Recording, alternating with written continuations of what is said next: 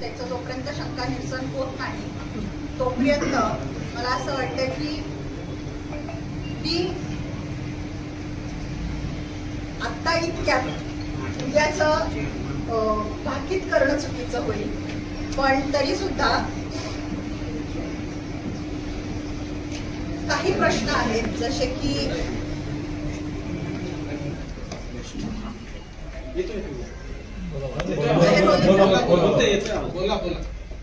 काही प्रश्न आहेत जसे की मार्केटिंगचा विषय आहे.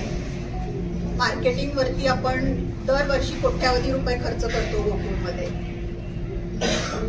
आम्ही एक छोटासा विषय घेतला FM च्या जाहिरातीचा. आम्ही तिन्ही जिल्ह्यात चौकशी केली, कोटेशन्स घेतले. अगदी जितक्या वेळा गोकुळ जाहिरात देतं, जितक्या सेकंदाची जाहिरात देतं, जितक्या कालावधीसाठी देतं तेवढ्या कालावधीसाठी कुठलंही निगोशिएशन न करता आम्ही कोटेशन घेतलं. ते साधारणतः आम्हाला 56,000 रुपयाला कोटेशन पडलं, ज्याच्यावरती गोकुळचं 2 लाखाचं बिल निघालेलं आहे.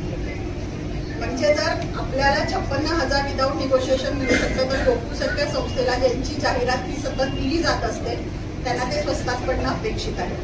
तर असे काही मुद्दे आहेत ज्याची उत्तरं अजूनही आम्हाला व्यवस्थित मिळालेली नाही आहेत. दुसरी गोष्ट, चेअरमन हे माझ्या माहेरचे आहेत, कागलचे आहेत, माझ्या लहान भावाप्रमाणे आहेत आणि त्यांचं नेहमीच चेअरमन झाल्यापासून मला सहकार्य आहे, त्याबद्दल मी नाकारणार नाही.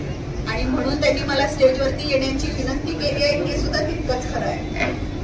पण जसं मी सांगितलं की काही प्रश्न अजून अनुत्तरित आहेत, काही गोष्टी अजून आमच्यामध्ये घडलेल्या नाही आहेत. त्यामुळं मला असं वाटतं की ते अगदीच नवखे असल्यामुळे त्यांना अजून थोडंसं काम करण्याची संधी द्यावी. ज्या काही सुधारणा करायच्या आहेत, सत्तेत नसताना विरोध करणं सोपं आहे, सत्तेत असताना लोकांचे प्रश्न सोडवण्यावरती भर द्यायचा असतो या मताची मी आहे.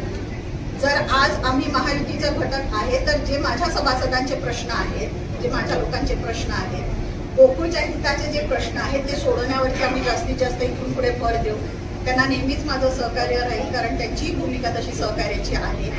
आणि त्याच्यामुळे इतकंच आज तुमच्या सर्वांच्या वतीनं मला सांगायचं आहे की उद्या सर्वसाधारण सभेसाठी काही शंकांचं निरसन झाल्याशिवाय जर मी गेले तर त्याचा अर्थ असा होईल की माझी पण या सगळ्याला मूकसंमती आहे आणि त्यामुळं उद्या स्टेजवरती न बसण्याचा निर्णय मी आज घेतला.